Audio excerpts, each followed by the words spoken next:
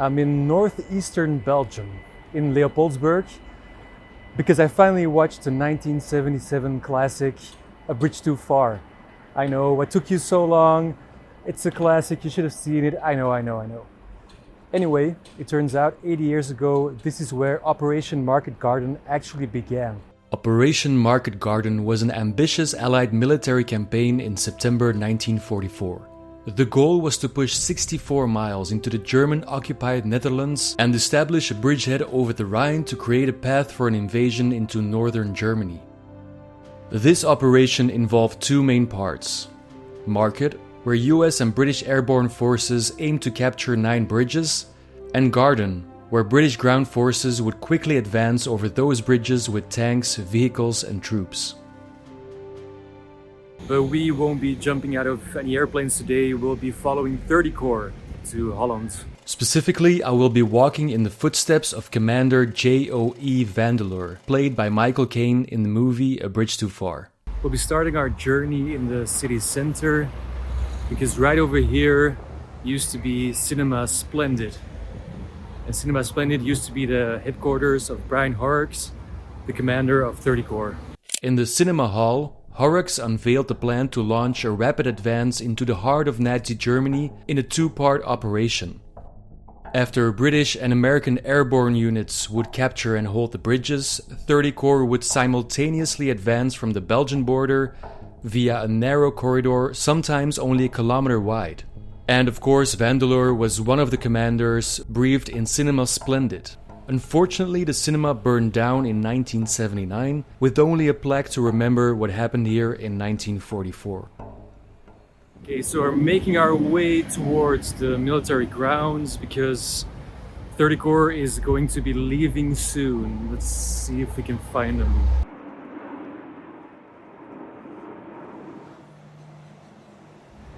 Okay, it should be around here somewhere.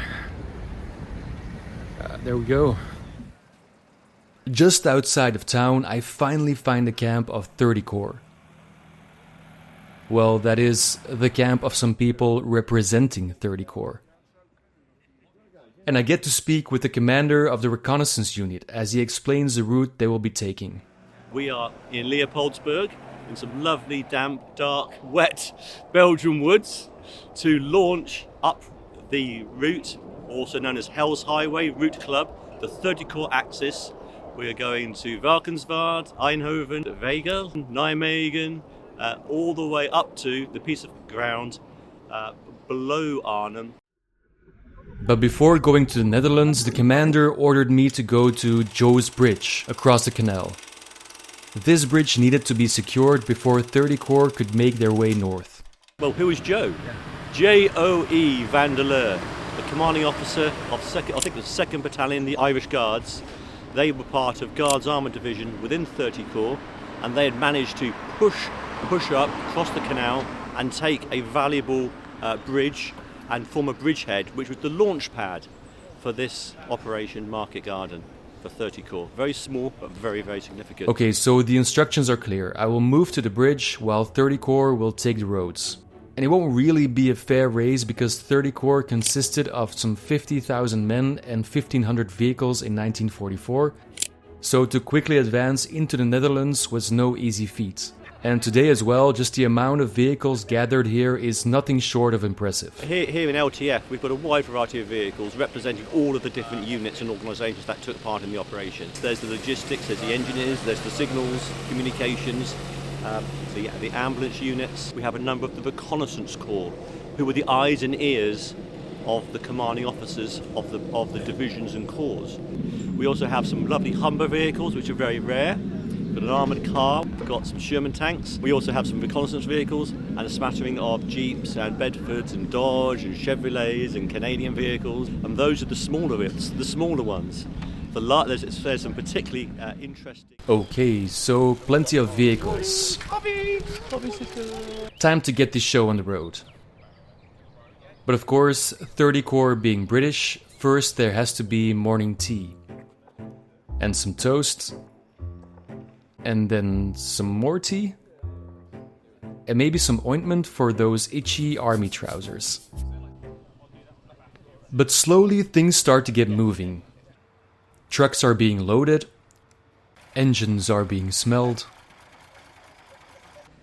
unnecessary baggage is left behind, the planned route is checked and checked again, and engines are being fired up.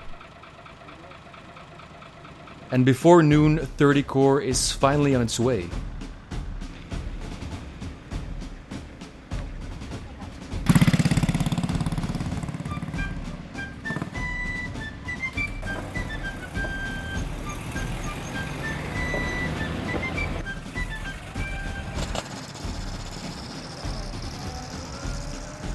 Because in 1944 the ground was assessed to be too soft to accommodate the Sherman tanks, they were forced to stay on the single highway.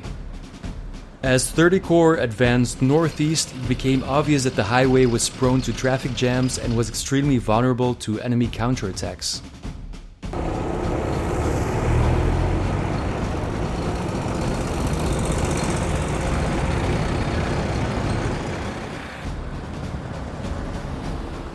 As the British Armoured Division advanced from Leopoldsburg in Belgium towards the Dutch border, they were tasked with clearing out all the German defenses.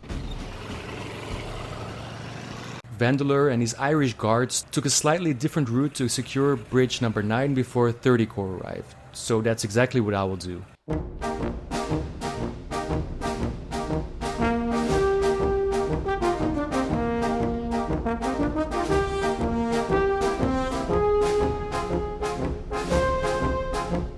Still got a long way to walk, but it's kind of beautiful over here. Look. Not bad.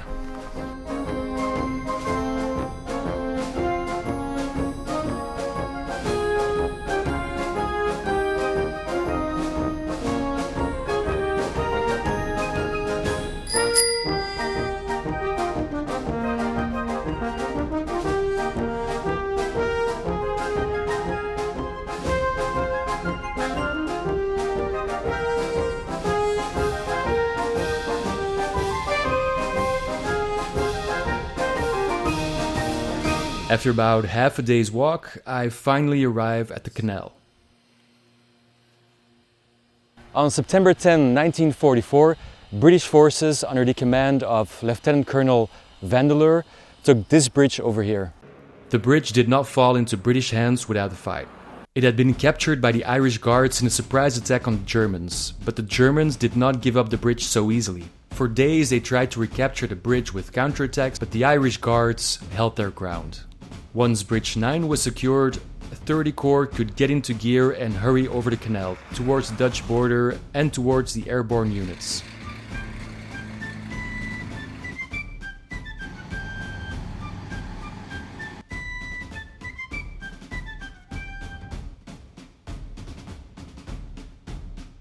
It was vital for the British to capture the canal in order to supply the airborne forces in the Netherlands. It became the starting point of Operation Market Garden, one of the largest airborne and ground operations of the Second World War.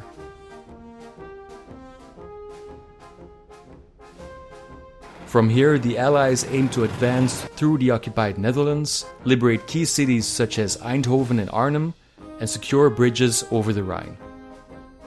While J.O.E.'s bridge was the first crossing to be captured, the bridge at Arnhem eventually proved to be a bridge too far.